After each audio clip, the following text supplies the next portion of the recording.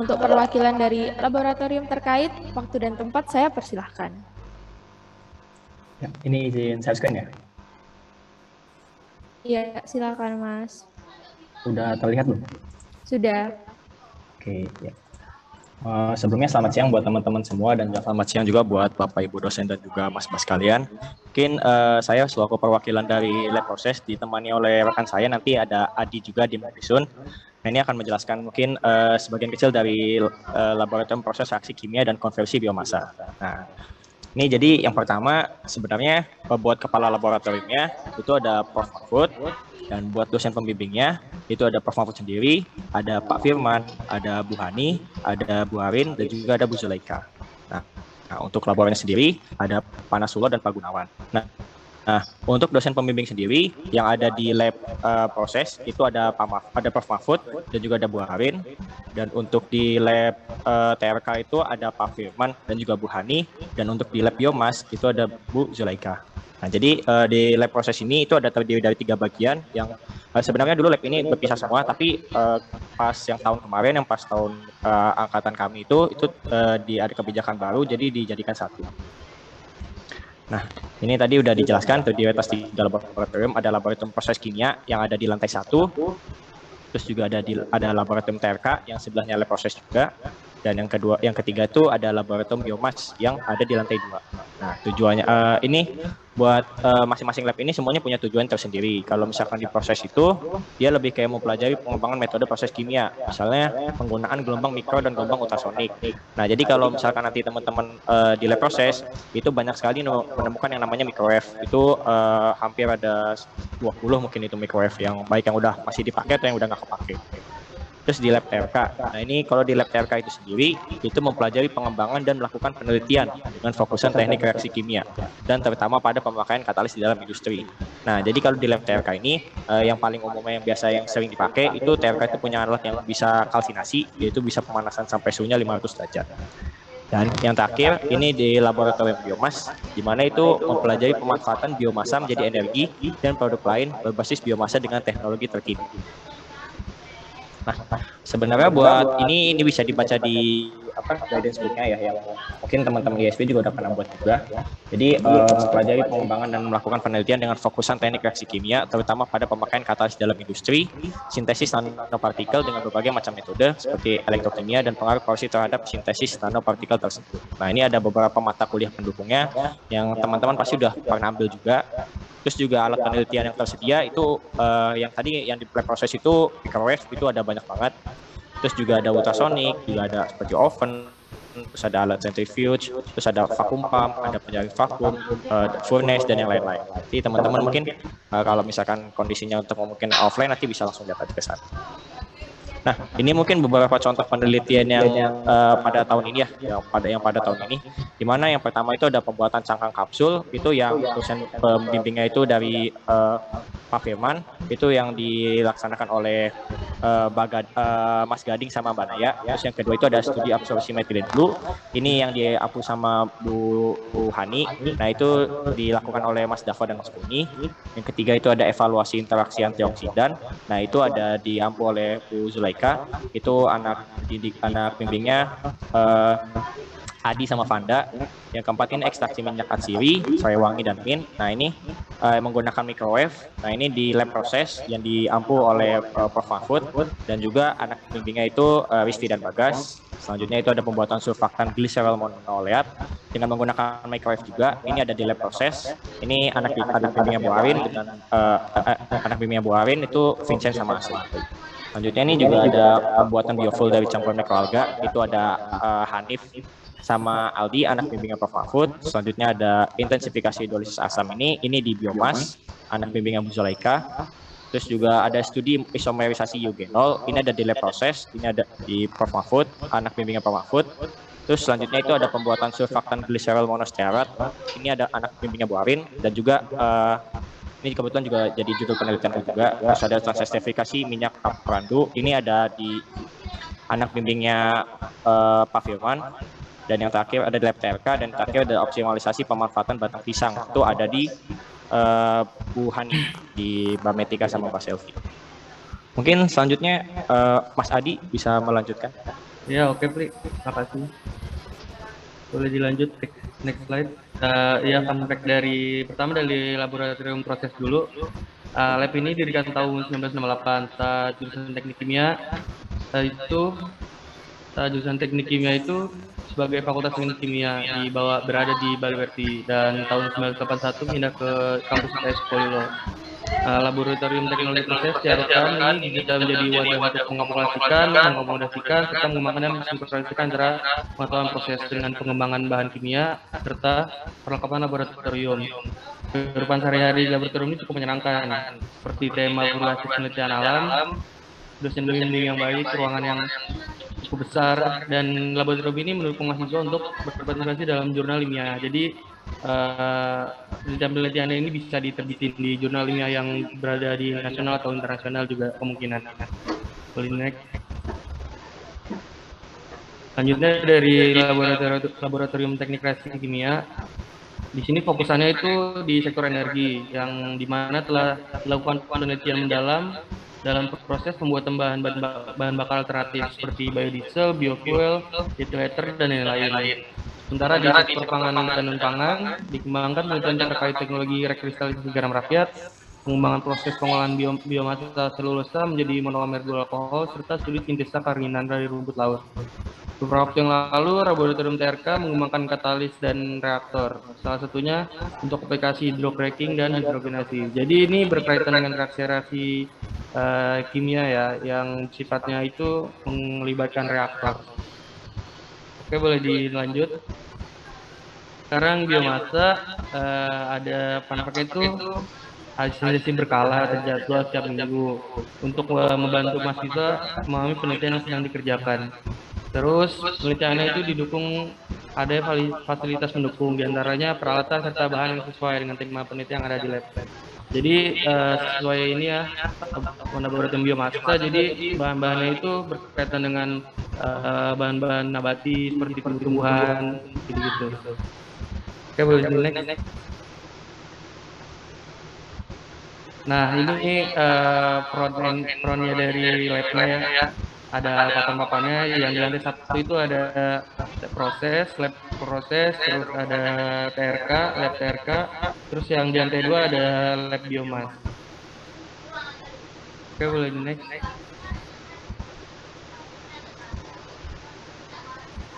Kemudian itu ada alat-alatnya yang mendukung untuk penelitian ya, contohnya microwave, ada centrifuge, ada vacuum pump, dan lain-lain. Ada reaktor juga.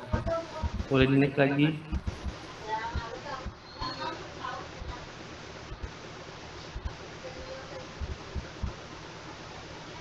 Oke, ya. Tanya ini reaktor juga semuanya sih. Oke, udah sih. Boleh next. Oke, terima kasih. Boleh lanjut sih. Mungkin sekian presentasi dari kami. Mungkin kalau misalkan nanti ada yang mau ditanyakan, bisa ditanya di sesi tanya jawab. Terima kasih, dan saya kembalikan ke moderator. Selamat siang. Oke, terima kasih Mas Rafli dan Mas Adi atas presentasinya. Selanjutnya kita akan menyimak presentasi yang terakhir dari lab perpindahan panas dan massa. Untuk perwakilan dari lab perpindahan panas dan massa, waktu dan tempat presentasi saya persilahkan. Oke, terima kasih Bu Rosa. Saya izin share ya. Iya Mbak, silahkan.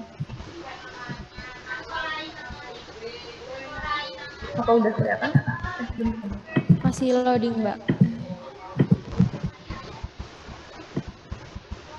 Sudah kelihatan? Sudah, silakan Mbak. Oke, Assalamualaikum warahmatullahi wabarakatuh. Selamat siang teman-teman semua. Selamat siang Bu Yudi, selaku Kepala Departemen, dan di sini ada di sini perwakilan dosen dari Laboratorium Perpindahan Massa dan Bapak Panas dan Massa dan Bapak Ibu dosen. Perkenalkan, di sini saya Aini Suprewati, ditemani oleh teman saya Muhammad Ansor untuk menjelaskan tentang Laboratorium Perpindahan Panas dan Massa.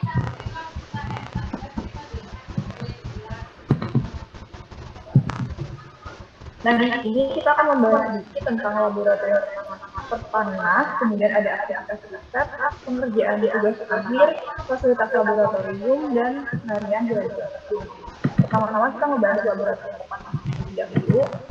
Di sini untuk anggotanya sendiri ada kepala laboratorium yaitu Bapak Fahmi, kemudian untuk dosen yang ada di laboratorium Perpanas itu ada Pak Ali, yang mana di sini Pak Ali itu menerangkan teknik, kemudian ada Pak Pau, Bu Yeni, dan Diki. Untuk laboratorium sendiri itu ada Pak Suhur. Kemudian untuk identitas dari laboratorium Perpanas ini dengan nama Laboratorium Perpindahan Panas dan Massa Departemen Teknik Kimia STIR STF yang beralamat di kampus UPS Solo dan telah berdiri dari tahun 2000. Nah, untuk lokasinya sendiri kita ada di lantai 1 dan lantai 2. Di lantai 1 itu tetangga yang paling dekat sama parkiran, kemudian untuk yang lantai 2 itu di dekat 7. Kemudian kita akan masuk ke aktivitas riset, di mana untuk aktivitas risetnya sendiri di laboratorium ini itu kita difokuskan pada proses perpindahan massa, reaksi, dan panas. Kemudian ada beberapa kasus riset juga yang dilanjutkan melalui aplikasi soal-soal. Nah, untuk kasus riset dasar ini meliputi eksperimental dan penelitian simulasi dan pemodelan matematik. Jadi ada 2 jenis. Kemudian untuk penelitian kita sendiri juga dibagi beberapa kelompok. Ada yang fokus pada perpindahan massa, ada yang fokus pada perpindahan panas, ada yang fokus pada perpindahan panas dan massa, serta fokus di aplikasi proses pemisahannya. Kemudian untuk perpindahan massa sendiri, di sini kita mengembangkan tentang pemahaman dasar mengenai fenomena perpindahan panas, massa, dan reaksi yang terjadi di dalam sistem multifasa. Di sini ada 3 sistem, ada sistem gas liquid, sistem liquid-liquid, dan sistem solid liquid. Nah, di lab ini sendiri kita memiliki pilkol, ada 2 pilkol, di mana pilkol satunya itu adalah teknologi membran. Mungkin teman-teman udah ada yang ambil yang sudah sedikit paham mengenai teknologi membran itu, proses perpindahan massanya seperti apa dalam aplikasi di sebuah membran. Kemudian untuk pengembangan lebih lanjut, apabila teman-teman masuk ke lab perpindahan panas dan massa, teman-teman akan studi di pilkol 2, yaitu namanya teknologi pemisahan. Selanjutnya kita akan masuk ke pengerjaan tugas akhir yang akan dijelaskan oleh Mas.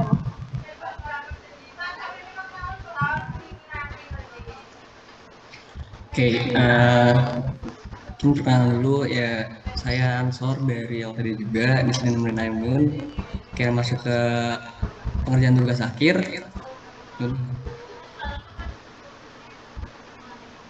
Oke, buat pengerjaan tugas akhir ada topik penelitian. Tapi sebelum itu mungkin kalau buat LTD atau Perpanas biasanya pabrik itu didahulukan dari tugas penelitian karena pabrik ini relatif lebih ribet sehingga relatif lebih lama juga pengerjaannya, dan ketika nggak selesai 1 semester mungkin bisa dilanjut semester depannya. Oke. Dan mungkin ini ada beberapa judul atau topik penelitian. Yang pertama itu ada proses CO2 removal, yang kedua itu ada proses pemisahan bitumen dari aseton, yang ketiga proses pirolisis bitumen, yang keempat proses pemisahan berbasis membran, yang kelima proses pembuatan membran, keenam proses pemisahan berbasis elektrolisis, ketujuh proses absorpsi gas, dan 8 itu proses pengeringan.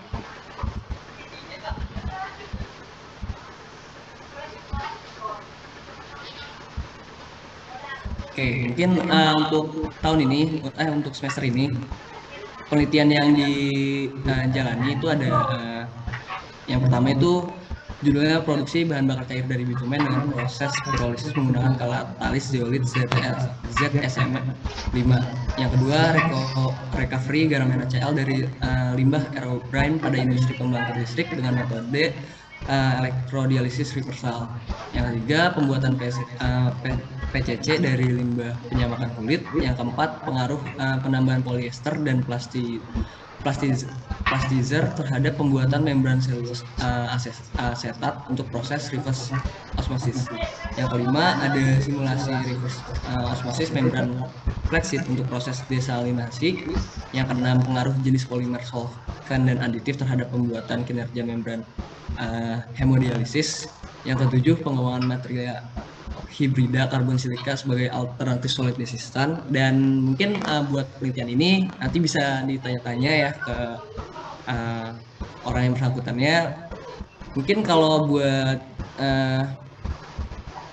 recovery garam NaCl bisa tanya ke Mbak Ainun karena dia yang meliti. Terus mungkin lanjut, di sini ada ke-8 ini pemodelan dan simulasi proses destruksi reaktif gas CO2 dengan larutan DA dalam trekolum. Itu aku dan Nabila. Yang ke-9 ini ada studi pemisahan bitumen dari es buton menggunakan proses milling dengan penambahan surfaktan. Ini Gozi sama Kiki mungkin bisa tanya. 10 ada studi pemisahan bitumen dari es buton menggunakan proses milling dengan penambahan solar, surfaktan sodium disosil benzen, sulfonat atau SDBS dan natrium karbonat. Dan yang terakhir ini pemodelan simulasi proses absorpsi reaktif gas CO2 dengan menggunakan DA berpromotor dalam trekolum.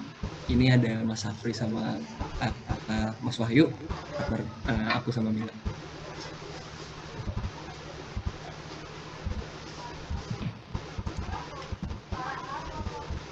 Next lanjut ke fasilitas laboratorium.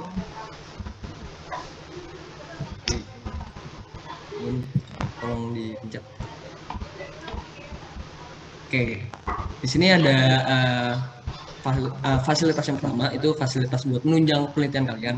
Di sini ada beberapa peralatan, yaitu ada peralatan atrisi bitumen, peralatan studi kinetika reaksi absorpsi CO2, peralatan studi absorpsi CO2, peralatan proses pemurnian gas H2 dengan membran, kemudian ada peralatan proses pengujian membran dan peralatan tray dryer. Dan juga selain fasilitas penunjang buat penelitian yang berbau alat-alat penelitian dan segala macamnya, ada juga fasilitas yang menunjang kehidupan sehari-hari di lab LTD. Kita di LTD ada kulkas, ada dispenser, ada balkon juga, balkon personal ya di lantai 2. Terus sudah juga ada kasur di lantai 2, lantai 1. Kalau emang capek mau istirahat sejenak bisa banget. Terus mejanya juga besar, ruangan buat belajarnya juga besar, lantai 1, lantai 2. Jadi ya nggak perlu berebutan buat tempat belajar di LTD. Oke, selanjutnya ini ada sedikit peralatan tentang pengujian membran. Mungkin aku jelasin sedikit ya. Nah, di sini tuh untuk proses pengujian membran, untuk yang tahap ini itu kita meneliti tentang pengaplikasian pada membran hemodialisis atau cuci darah. Nah, di sini di kitengnya itu nanti kita masukin larutan DSA, itu larutan yang menyerupai protein, karena di kita ada protein, kemudian akan pompa masuk ke dalam valve, kita ukur tekanannya, kemudian dia akan masuk ke dalam akrilik ini, yang mana di akrilik itu ada membran. Nah, di situ nanti kita bisa mengukur retensatnya, atau di sini tuh aliran heat yang tertolak dari membran, ini nggak bisa lolos. Kita ukur flow rate-nya dan pressure-nya, kemudian ada juga kita ukur flow rate untuk larutan protein yang bisa lolos dari membran. Nah, dari situ kita bisa menghitung beberapa hasil yang mana bisa diaplikasikan ke membran hemodialisis kayak gitu.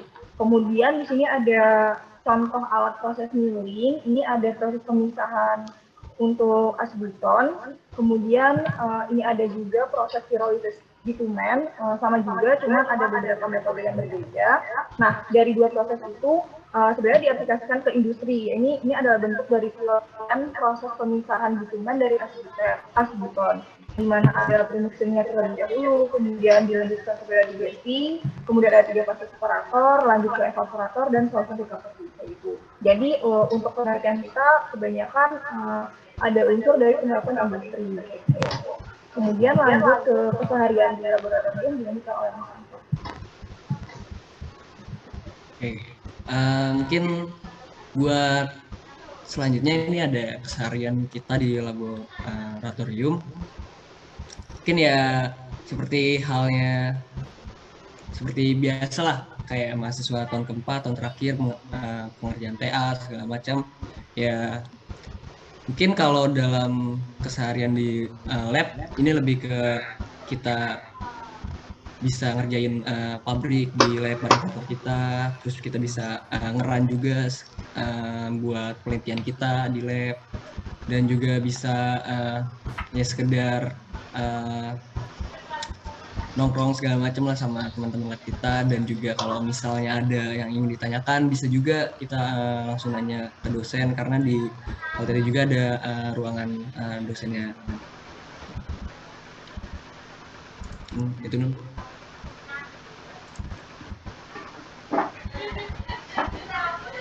Oke. Oke, selanjutnya fun fact itu Mas Asar mau. Ya. Fun fact, mungkin lab-lab lain juga tadi udah menyampaikan ya, dan LTD pun punya fun fact-nya gitu. Oke. Yang pertama fun fact-nya dikenal sebagai lab LTD. Walau sebenarnya lab ini tuh namanya Perpanmas kan, perpindahan panas dan busa, tapi ada sejarahnya. Dulu tuh lab ini gabung, yaitu lab termo sama distilasi. Ketika ya pisah, mungkin karena namanya udah melekat gitu, jadi masih dipanggil lab. Gitu kalau dari yang aku denger ya. Oke. Yang kedua, ada 2 lantai 1, lantai 2, dan dua-duanya itu PW banget. Di lantai 1 ada ruangan buat belajar sekaligus istirahat juga, AC-nya dingin, lumayan besar juga ruangan lantai 1. Dan lantai 2 itu ya kalian tahu sendiri lah, paling pernah kan ke LTD lantai 2, dan itu ruangannya benar-benar besar lah dan dingin juga. Oke, selanjutnya ini fun fact, katanya sih lab yang kebutuhannya pasti terpenuhi, karena mungkin ini dari pengalaman aja, mungkin aku, Mbak Ainun, dan teman-teman LTD, karena benar-benar lengkap sih fasilitasnya, kayak apalagi pas waktu kemarin zaman-zamannya COVID, tapi kita tetap ke lab, itu ada masker, ada hand sanitizer, ada air purifier juga, dan kalau misal habis gitu ya kita bisa bisa bilang lah, komunikasi ke dosen lab kita juga.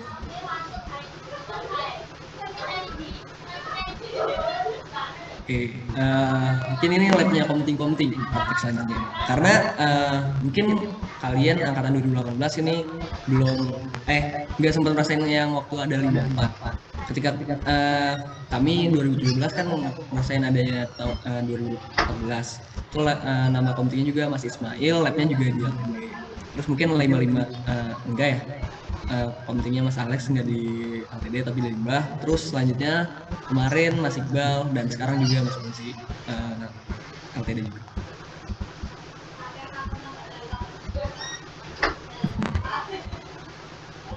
Oke, mungkin ini bisa ada kali yang jelasin ya.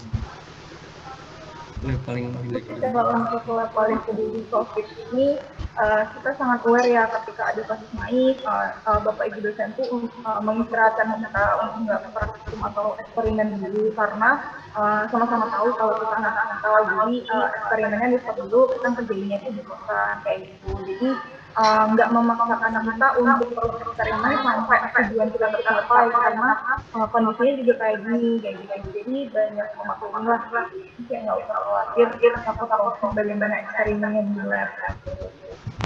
Kemudian ini ada beberapa foto, mohon maaf ya untuk fotonya nggak maksimal karena kebetulan kita juga udah nggak lab. Di sini ada alat handling yang tadi, kemudian ini ada proses alat uji kinerja membran ketika dalam bentuk sebuah alat, kalau tadi skema, dan ini ada label penamaan di performa lantai 1. Kemudian ini ada elektrodetik versal, ini juga yang sedang dianalisa asuasi, ini pertama kali juga. Kemudian ada meja praktikum, di sini ada label lab lantai 2, dan ini ada locker ini, dimana di locker ini kita masing-masing partner itu dapat satu locker, di situ kita bisa menyimpan beberapa kebutuhan kita, catatan, atau apapun gitu, kayak gitu. Kemudian untuk perpustakaan ini bisa menunjang studi kita dalam pekerjaan pabrik atau penelitian, karena banyak sumber lah kayak gitu. Terus ini ada sedikit video, cuma 5 detik sih untuk menggambarkan teman-teman bagaimana luasnya tempat belajar di lantai 2, karena kita nggak punya foto yang gitu ya.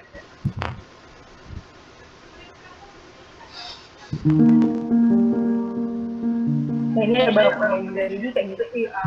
Kalau dari kita sendiri merasa untuk tempat pembelajaran di LTD sendiri itu sangat nyaman dan benar-benar luas dan nggak rugikan kayak gitu, semuanya bisa. Sekian dari aku dan Mas Mas Anwar untuk penjelasan terkait perpindahan panas dan massa. Apabila ada pertanyaan boleh nanti mungkin Oke, terima kasih atas presentasinya Mas Ansar dan juga Mbak Ainun. Nah, jadi presentasi dari Laboratorium Perpindahan Panas dan Massa tadi itu mengakhiri sesi presentasi dari ke-9 lab yang ada. Selanjutnya kita akan masuk ke sesi Q&A atau sesi tanya jawab. Nah, di sini untuk teman-teman peserta yang memiliki pertanyaan atau mau kepo-kepo atau masih bingung beberapa hal, boleh banget langsung tanya aja dengan menggunakan fitur raise hand atau kalau memang terkendala jaringan, boleh juga untuk bertanya melalui kolom chat.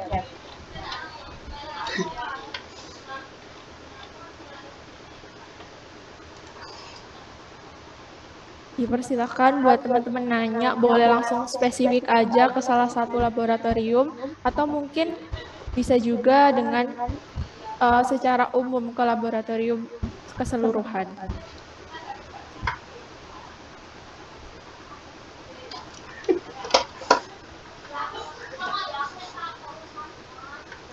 Mungkin sembari menunggu dari operator bisa juga share notulensi.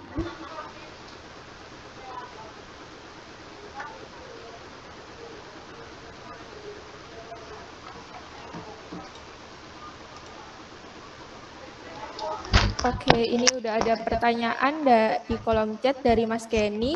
Pertanyaannya adalah apakah di semester 7 ini penelitiannya langsung offline di lab atau seperti apa? Mungkin untuk Mbak Mas dari lab yang manapun yang mau menjawab dipersilahkan untuk menjawab.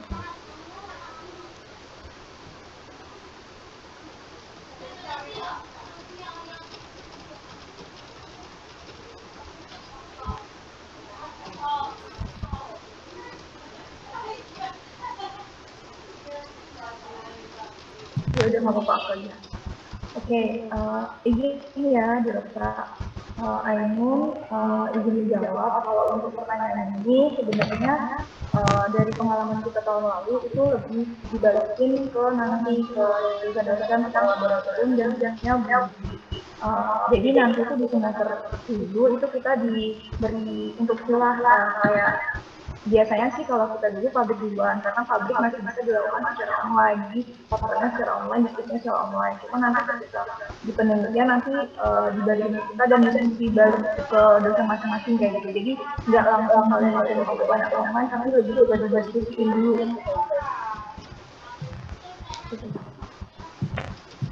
Oke, dari Mas Kenny mungkin ada tanggapan atau cukup? Oh, cukup. Makasih. Oke, karena cukup. Terima kasih juga buat Mbak Ainun yang sudah menjawab. Silakan untuk para peserta yang lain yang mau bertanya boleh langsung raise hand aja atau kalau terkendala bisa langsung tanya lewat kolom chat.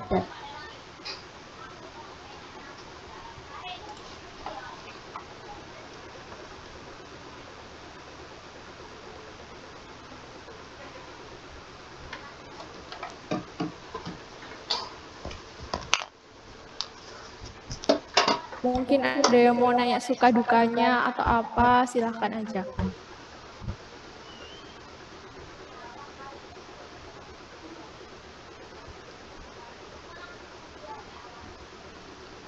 Oke, ini di kolom chat sebenarnya ada pertanyaan dari Mas Ahmad Habib ya. Tapi ini nanya untuk prosedur pemilihan lab dan juga kuota. Nah, untuk prosedur pemilihan lab dan juga kuota nantinya ini akan dijawab di Open Talk TA yang akan dilaksanakan hari Kamis. Jadi tidak dijawab di sini ya Mas, mohon maaf sekali. Oke, lanjut mungkin ini ada yang raise hand dari Mbak Zahrin. Untuk Mbak Zahrin dipersilakan untuk menyampaikan pertanyaannya. Oke, terima kasih buat kesempatannya. Mau bertanya terutama buat lab Elkim. Setahu saya itu lab Elkim itu ada di 2 lantai, di lantai 3 dan lantai 4, mohon koreksinya apabila salah. Nah itu untuk perbedaannya sendiri apa ya antara di lab 3, di lantai 3 dan di lantai 4. Kemudian dalam pelaksanaannya itu apakah fleksibel, bebas boleh di dua-duanya atau memang dibagi untuk beberapa orang di lantai 3 dan di lantai 4. Terima kasih. Oke, baik. Terima kasih Mbak Zahrin atas pertanyaannya. Mungkin langsung aja ke perwakilan dari Lab Elkim. Silakan untuk menjawab pertanyaannya. Ya, baik. Saya akan mencoba menjawab ya. Jadi memang betul ada dua ruangan lab ya di lantai 3 dan lantai 4. Umumnya untuk lantai 3 itu adalah lab untuk kita running. Karena di situ ada peralatan memang untuk eksperimen. Kemudian untuk lab yang lantai 4, umumnya kita gunakan sebagai lab analisa saja karena untuk instrumen analisa seperti BT, spektrofotometri dan lain-lain itu alatnya di lantai 4. Kemudian untuk karena di tengah pandemi ini ya kita juga harus menjaga protokol kesehatan. Jadi dua ruangan lab itu kita fungsikan semaksimal mungkin dengan adanya pembagian orang antara lantai 3 dan lantai 4 sehingga juga bisa kuota kita untuk masuk di lab itu lebih banyak daripada lab yang hanya satu ruang seperti itu. Nah, untuk pembagiannya biasanya kita diskusikan bareng-bareng siapa yang lebih membutuhkan. Nah, itu nanti kita akan dahulukan agar bisa ke lab. Entah itu nanti kita tempatkan di lantai 3 atau di lantai 4. Kurang lebih seperti itu. Oke, baik. Terima kasih atas jawabannya. Mungkin dari Mbak Zahrin ada tanggapan atau ada pertanyaan lagi? Sudah cukup dari saya. Terima kasih atas jawabannya. Oke, selanjutnya ini ada beberapa pertanyaan dari kolom chat. Yang untuk pertanyaannya Mas Michael terkait dengan pemilihan lab itu sama seperti pertanyaan Mas Habib tadi, akan dijawab di Open Talk TA hari Kamis nanti. Selanjutnya dari Mas Harits Eka di sini bertanya, apakah di laboratorium rekayasa sistem proses untuk tugas desain pabrik menggunakan aplikasi simulator atau tetap seperti umumnya? Terima kasih. Mungkin dari perwakilan laboratorium rekayasa sistem proses bisa dijawab pertanyaannya. Ya. Buat tugas desain pabrik itu sebenarnya sama seperti pada umumnya, jadi sama kayak lab-lab lain prosesnya, tapi ada beberapa judul, misal kalau judul tentang oil and gas yang komponennya itu banyak, bisa sampai puluhan, itu diperbolehkan memakai HISIS, tapi tergantung dikembalikan lagi ke dosen pembimbingnya masing-masing. Jadi seperti itu kalau kasus di lab RSP itu seperti itu kurang lebihnya. Oke, terima kasih atas jawabannya, Mas. Mungkin dari Mas Harits tadi ada tanggapan atau sudah cukup? Sudah cukup, Mbak. Terima kasih. Oke, selanjutnya ada pertanyaan lagi dari kolom chat. Ini dari Mas Kenny. Izin bertanya, untuk lab Elkim, apakah penelitiannya itu ditentukan dosen atau boleh memilih? Silakan untuk perwakilan dari lab Elkim untuk menjawab pertanyaannya. Baik.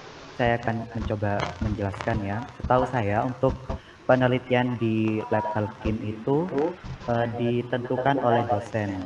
Nah, jadi nanti Pak Heru sebagai kepala laboratoriumnya akan membagi rata mahasiswa S1 untuk topik-topik penelitian tersebut. Jadi nanti juga akan rata akan dapat dosen-dosen Bu Widi, Pak Tantular, dan Bu Intan, seperti itu. Nah, nantinya topik-topik penelitian ini S1 itu akan selalu didampingi dari mahasiswa pasca sarjananya, sehingga nanti untuk diskusi tentang kelanjutan eksperimennya itu bersama dengan mahasiswa pasca, dan dalam diskusi tersebut itu juga akan kita sampaikan kepada dosen pembimbing. Jadi diskusi dua arah itu selalu ada agar tidak terjadi miskomunikasi seperti itu.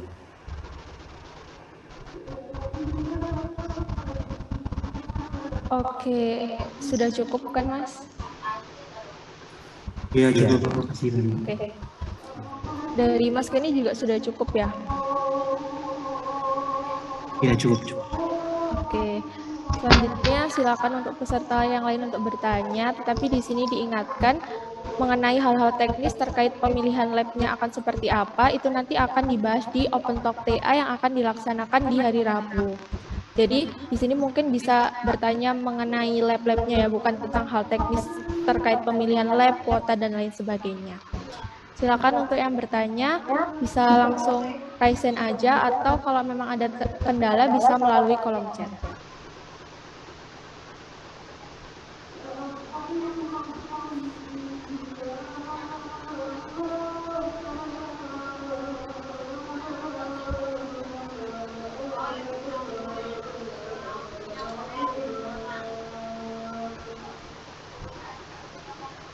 Oke, mungkin ini ada yang raise hand dari Mas Edwin Gunawan. Dipersilahkan. Assalamualaikum warahmatullahi wabarakatuh. Izin masuk dan mohon maaf sebelumnya tidak bisa on cam karena terkait kendala koneksi. Izin bertanya, khususnya untuk lab termo sendiri, kan dalam pelaksanaannya itu sendiri yang dengar ada masalah gitu ya terkait di alatnya sendiri. Nah, untuk masalah tersebut, apakah bisa melakukan kayak suatu pengajuan gitu ya kepada Kaleb untuk termo itu sendiri terkait alatnya agar diperbaiki, atau salah satu caranya itu harus dengan kayak tadi harus minjem ke lab-lab yang lain gitu, karena ada kemungkinan juga kan ya kalau misalnya minjem ke lab lain itu kemungkinan alatnya juga dipakai gitu. Terima kasih. Oke, terima kasih atas pertanyaannya Mas Edwin. Mungkin dari perwakilan lab termo tadi Mbak Amal atau Mas Andre bisa langsung menjawab pertanyaannya. Ya, izin menjawab ya. Mohon maaf sebelumnya off cam. Terima kasih Edwin untuk pertanyaannya. Jadi untuk masalah-masalah yang ada di alat atau khususnya di alat di lab termo itu biasanya kita bisa mengajukan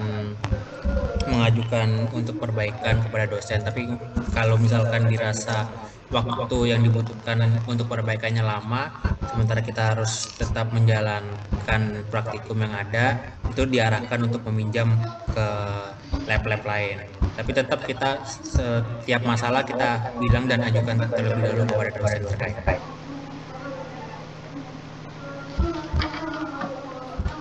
Oke, dikembalikan lagi kepada Mas Edwin. Apakah ada tanggapan atau pertanyaan lebih lanjut? Oke, mungkin cukup dulu. Terima kasih. Oke, terima kasih kepada Mas Edwin dan juga Mas Andre yang tadi sudah menjawab. Selanjutnya ini ada pertanyaan dari kolom chat dari Mas Rozi. Jadi di sini izin bertanya, apabila terjadi keadaan yang mendesak mahasiswa untuk berhenti melakukan penelitian seperti keadaan pandemi kemarin, sedangkan mungkin penelitian yang dilakukan belum sepenuhnya selesai, itu bagaimana ya kelangsungan dari penelitian itu sendiri?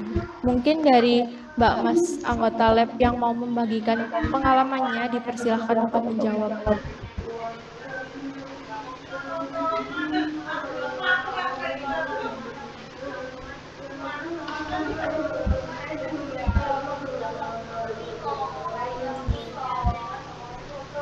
Mungkin aku mau bantu sharing aja ya. Buat pertanyaannya, siapa tadi? Rozi. Terkait keadaan mendesak untuk berhenti melakukan penelitian.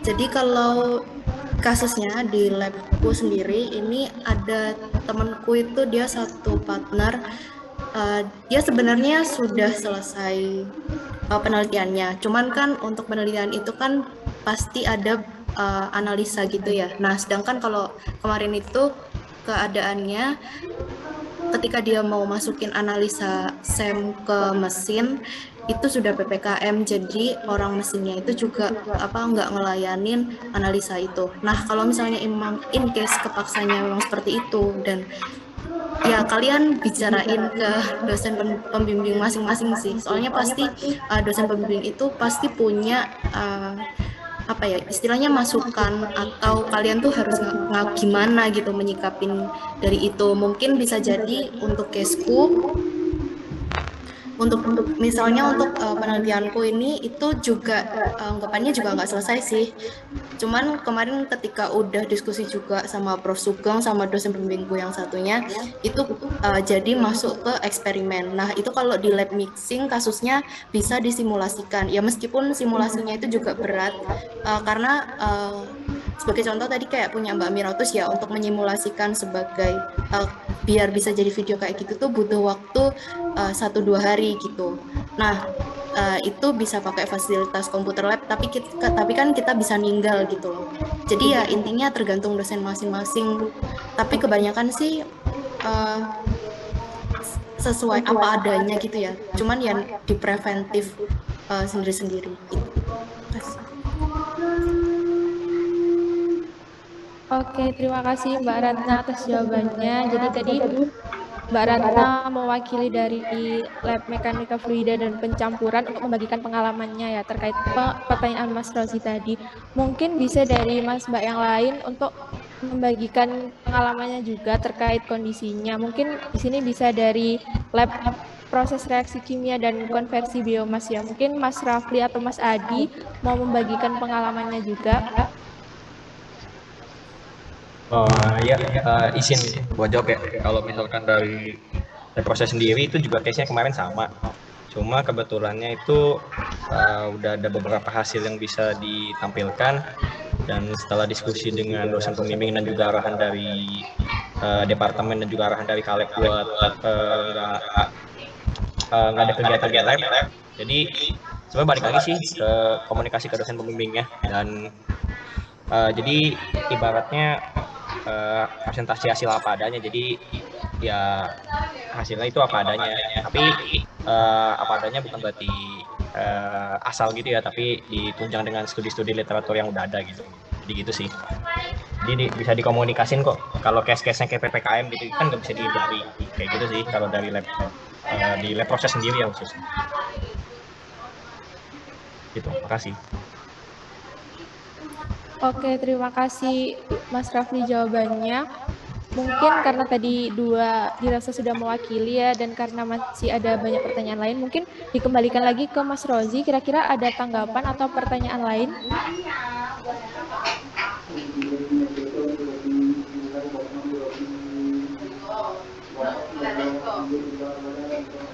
Oke, terima kasih sudah menjawab kata Mas Rozi. Mungkin kita lanjut ke pertanyaan selanjutnya. Ini di kolom chat ada pertanyaan dari Mas Ahmad Habib.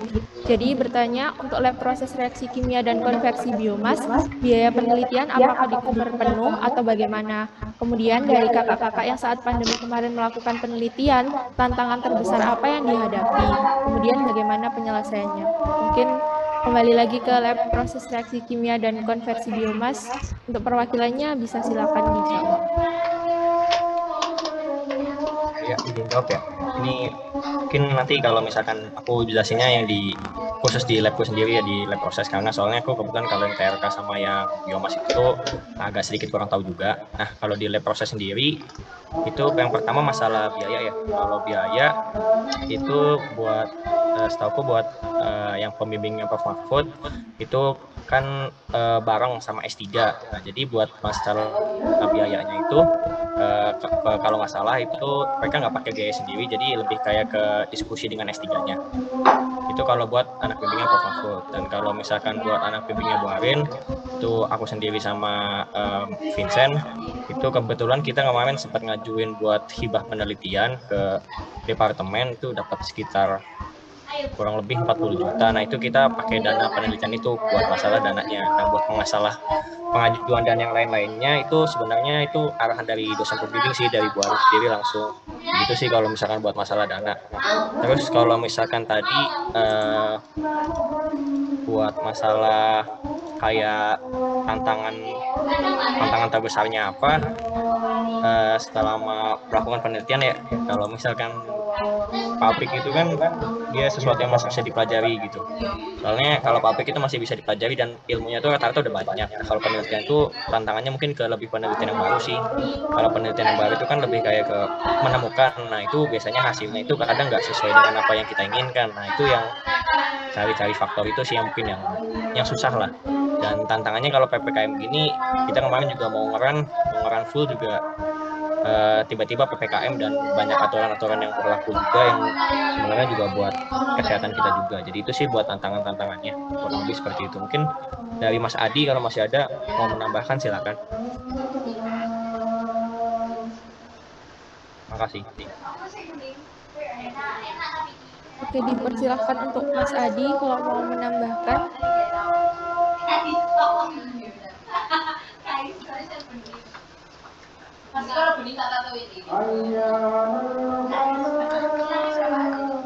Sepertinya cukup ya, jadi saya kembalikan lagi ke penanyanya yaitu Mas Ahmad Habib. Kira-kira apa ada tanggapan atau ada pertanyaan lebih lanjut? Oke, sudah cukup. Kita lanjut ke pertanyaan selanjutnya. Ini dari Fatimah Fauzul. Izin bertanya, untuk di lab material, apakah masih diwajibkan berada di lab dari jam 9 pagi sampai jam 9 malam? Dan kegiatannya seperti apa? Terima kasih. Mungkin untuk perwakilan dari lab material, dipersilahkan untuk menjawab. Ya, terima kasih atas pertanyaannya. Saya mau menjawab pertanyaan tentang 9 to 9 ya. Jadi memang 9 to 9 di laboratorium material itu berasal dari idenya Pak Sumarno yang dulu memang ketika menempuh studi di Jepang itu menerapkan 9 to 9 juga. Jadi memang kita tidak membuat sendiri, terus mau ditularkan apa yang baik itu ke mahasiswanya, seperti itu. Terus untuk kegiatannya seperti apa di lab material ini, sama seperti lab yang lain, yaitu eksperimen dan juga istilahnya mengerjakan, kalau yang pabrik ya mengerjakan pabrik, kalau yang misalnya eksperimen ya eksperimen. Dan karena untuk di lab lain kan mungkin ada beberapa alat analisa, tapi kalau di lab material memang agak sedikit alat analisanya. Jadi beberapa alat analisanya itu mungkin hanya spektrofotometri dan beberapa, jadi nggak perlu ada yang menjadi PJ-nya, jadi cukup bisa digunakan bersama gitu aja. Terus untuk salah satu fun fact-nya dari lab material ini juga, kita bisa selalu berdiskusi dengan Pak Sumarno karena Pak Sumarnonya sangat sering ke laboratorium, walaupun masa pandemi seperti ini beliau masih sering ke lab, sehingga kita langsung bisa berdiskusi dengan dosennya.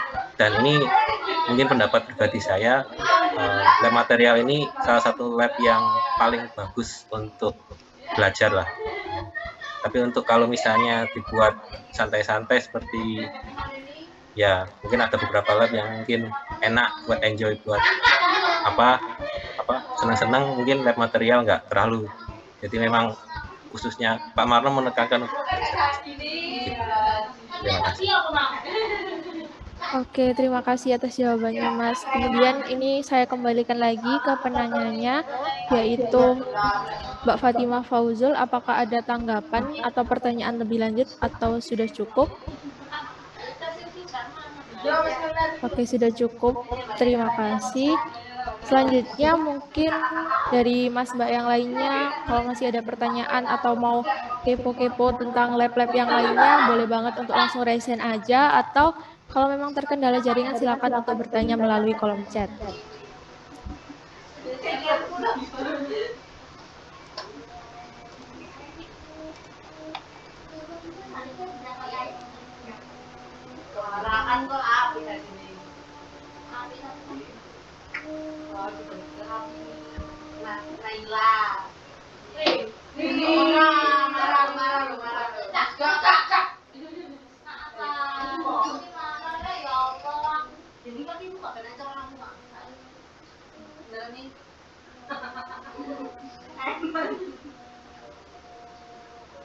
Oke, sekali lagi untuk Mbak Mas peserta yang mau bertanya atau masih bingung terhadap apa yang disampaikan di presentasi tadi, boleh langsung bertanya melalui fitur raise hand atau melalui kolom chat. Oke, ini ada pertanyaan dari Mas Rifki Arya. Selamat siang, saya Arya dari K58. Terkait lab RSP terdapat 2 fokusan penelitian, yaitu desain proses dan pengendalian proses. Terkait fokusan tersebut, apakah ditentukan oleh dosen atau mahasiswa boleh memilih sendiri? Lalu terkait topik desain pabrik yang ada di lab tersebut, apa saja ya contohnya kalau boleh tahu? Terima kasih. Mungkin dari perwakilan lab yang bersangkutan bisa langsung untuk menjawab. Ya. Oke, buat yang pertama untuk fokusan penelitian. Jadi tadi kan fokusannya ada proses desain sama proses kontrol ya. Nah, itu ditentukan oleh dosen untuk topik besarnya. Nah, tapi untuk topik spesifiknya atau judul spesifiknya itu kalian bisa brainstorming sendiri, terus nanti didiskusikan sama dosen bimbing masing-masing. Nah, tapi kalau misal kalian sudah brainstorming tapi masih bingung, ini nggak apa-apa, nanti biasanya nanti dosen juga akan bantu untuk variabelnya kayak apa, terus spesifik metodologinya kayak apa. Terus yang kedua buat desain pabrik, yang untuk desain pabrik ini kalau case di tahun aku itu dipilihin semua. Jadi judul-judulnya, pabriknya apa, menghasilkan apa, produknya, bahan bakunya apa, itu tuh sudah ditunjuk langsung sama dosen pembimbingnya. Kayak gitu. Oke, terima kasih jawabannya Mas Lukas. Mungkin saya kembalikan lagi ke Mas Arya selaku penanya. Apakah ada tanggapan atau sudah cukup? Cukup. Terima kasih. Oke. Selanjutnya mungkin karena masih ada waktu ya untuk Mas yang lain yang mau bertanya, boleh silakan raise hand aja atau boleh seperti yang lainnya cukup menulis di kolom chat yang ada. Dipersilahkan.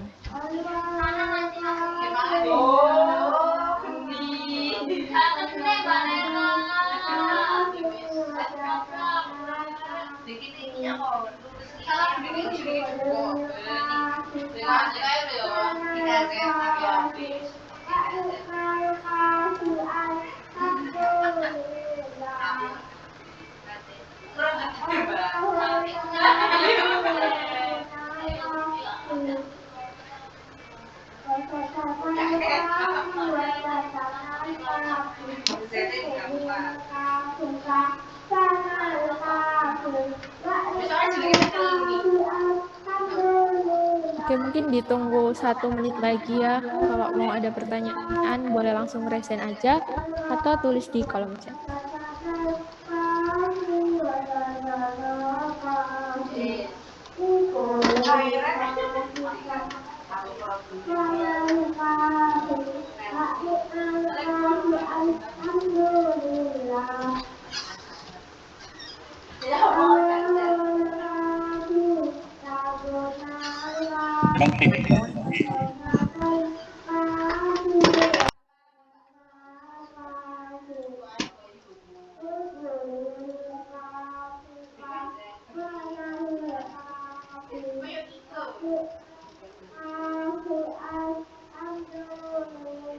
Oke, karena sudah pukul 15.08 dan sepertinya sudah tidak ada lagi pertanyaan dari Mbak Mas peserta sekalian, mungkin sesi tanya jawab ini bisa saya cukupkan.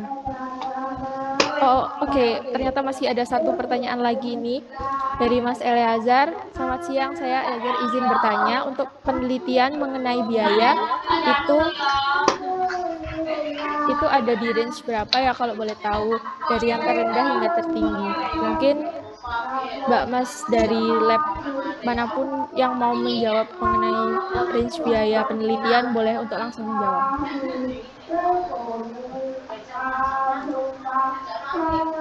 Oke, mungkin dari ini ya, langsung aku tunjuk aja dari lab teknologi biokimia. Tadi Mas Malik atau Mbak Aisyah mungkin mau menjawab.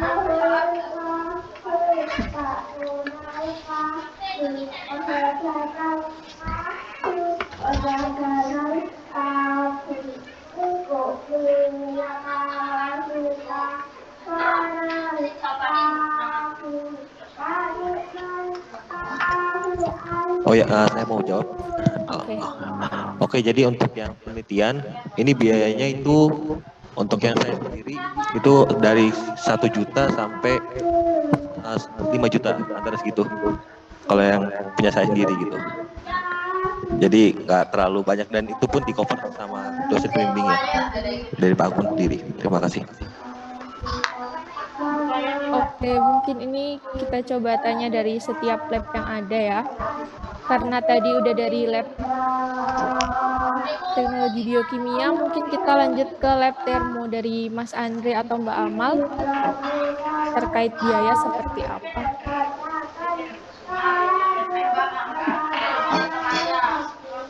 Oke, izin menjawab ya. Untuk pertanyaannya adalah range berapa untuk biaya penelitian. Biasanya untuk di lab termo sendiri itu kisaran 3 sampai 4 juta, tapi itu semua nanti akan dibiayai oleh dosen penguji masing-masing. Jadi nanti kalian bakal digantikan semua uang yang keluar yang berkaitan dengan penelitian yang teman-teman lakukan. Oke, terima kasih Mas Andre atas jawabannya. Mungkin kita coba tanya lagi ke lab teknologi material ya. Untuk Mas Bram mungkin bisa menjawab terkait biaya penelitian ada dalam range berapa? Kalau di lab material mungkin sama dengan lab lain, jadi kebetulan memang bukan termasuk yang fully funded ya, jadi mungkin kisaran 1 sampai 5 atau 1 sampai 8. Oke, terima kasih atas jawabannya Mas. Mungkin bisa lanjut ya biar kita tahu di setiap lab itu biayanya berapa. Kita lanjut ke lab rekayasa sistem proses. Untuk Mas Lukas mungkin boleh untuk menjawab. Ya, untuk RSP itu biayanya 0, jadi karena simulasi, jadi kita nggak ngeluarin biaya apa-apa, kecuali yang aku bilang tadi tentang sulfur, itu ada biayanya memang, tapi itu di cover dosen, itu sekitar 4 jutaan. Oke, terima kasih atas jawabannya Mas Lukas. Mungkin bisa lanjut ya ke lab selanjutnya, yaitu lab pengolahan limbah dan biomas. Untuk perwakilannya mungkin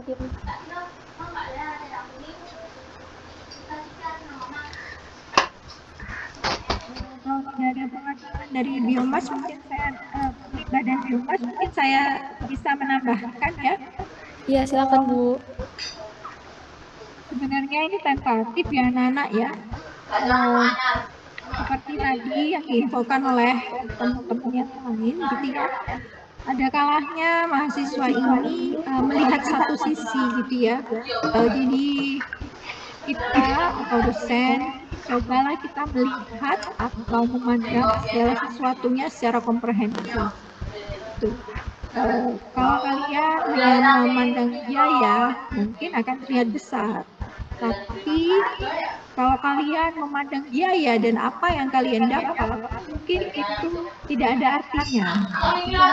Jadi apa yang kita keluarkan, apa yang kita dapat, boleh kalian membuat list gitu ya, positif dan negatif gitu ya. Jadi apa itu yang kalian dapatkan dari lab dan apa yang kalian keluarkan. Ya, ini tidak hanya secara materi saja Nana. Misalnya katakanlah kalian mendapatkan networking. Nah, itu adalah sisi positif gitu ya. Jadi karena tidak hanya material, tapi soft skill yang tidak terlihat itu juga diperlukan nanti pada saat kalian masuk ke dunia kerja. Dan seperti yang tadi diinfokan beberapa lab, di limbah sendiri itu tidak semuanya fully funded gitu ya. Ada beberapa dosen yang memang totally zero, tidak ada biaya, tetapi ada juga yang masih mengeluarkan biaya ya mungkin sekitar 1 sampai 5 ya. Saya sekali lagi menekankan kepada kalian jangan dilihat nilai rupiahnya anak-anak. Ya, kita melihat apa yang bisa kita berikan, apa yang bisa kita peroleh. Gitu. Apakah itu sepadan atau tidak? Mungkin itu dari saya. Terima kasih.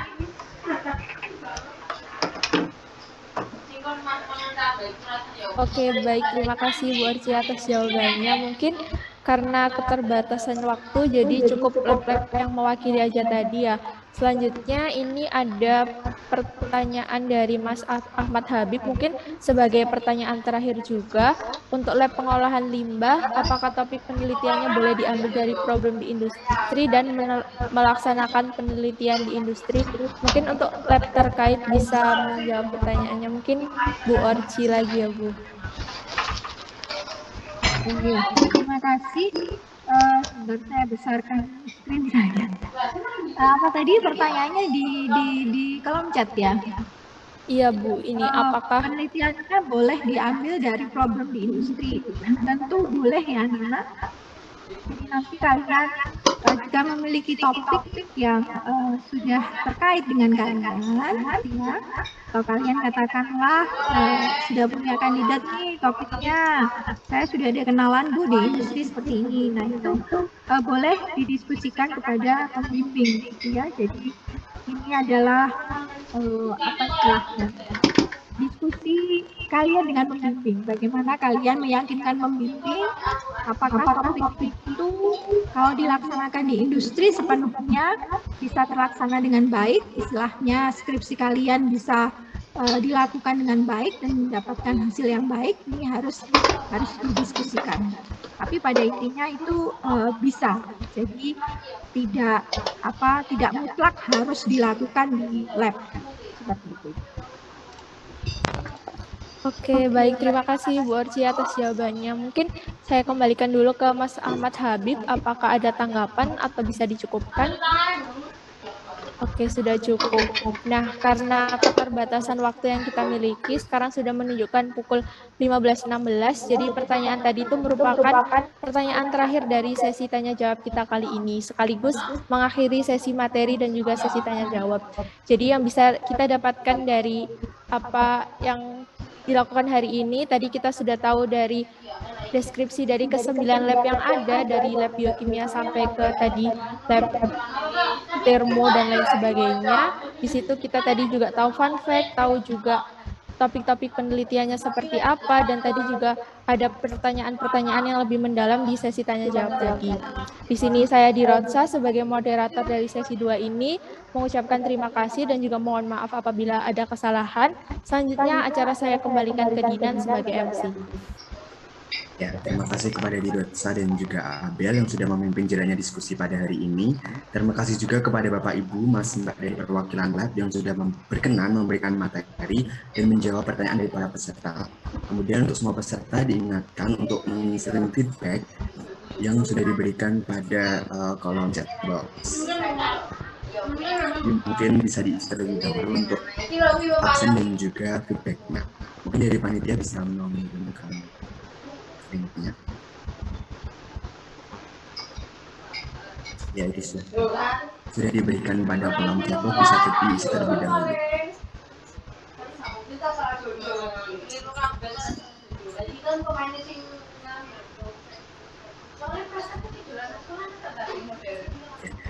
Sambil mengisi feedback mengenai tadi pertanyaan teknis atau persyaratan pendaftaran laboratorium, jangan lupa untuk menghadiri Open Talk TA yang akan diadakan pada hari Rabu tanggal 11 Agustus 2021 pukul 1 siang.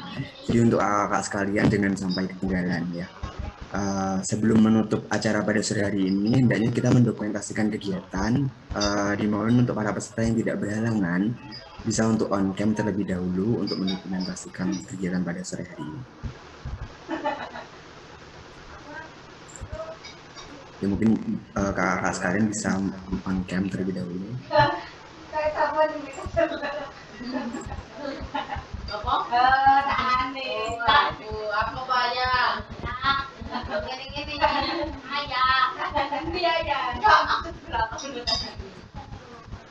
Pada operator mungkin bisa dibantu melakukan screen.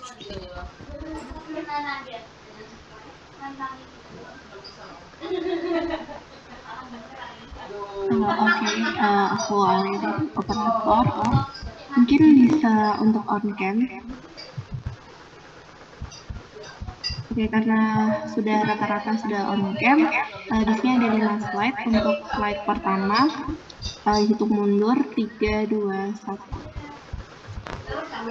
Oke, untuk slide yang kedua, oke, 3, 2, 1. Oke, slide ketiga, 3, 2, 1. Slide keempat, dan slide selanjutnya. Oke, terima kasih. Aku kembaliin ke Dina. Terima kasih, Alia. Baik, acara sore ini sudah hampir selesai. Sebelumnya kami ingin mengucapkan terima kasih kepada para pemateri yang sudah mau berbagi ilmu dan pengalaman dengan para peserta di sini. Dan kesuksesan acara ini tidak terlepas dari kooperasi seluruh partisipan. Terima kasih untuk para peserta yang sudah hadir. Semoga acara ini dapat bermanfaat dan dapat diimplementasikan dengan baik. Semoga nantinya bisa lebih mantap dalam memilih lab dan bisa masuk sesuai lab yang diinginkan. Amin. Akhir kata, saya selaku pembawa acara dan mewakili seluruh panitia pada acara Laboratori Expo 2021 ini pamit undur diri. Mohon maaf apabila ada salah kata dan perbuatan. Terima kasih sekali lagi atas partisipasi dan antusiasmenya. Selamat sore. Wassalamualaikum warahmatullahi wabarakatuh. Waalaikumsalam warahmatullahi wabarakatuh.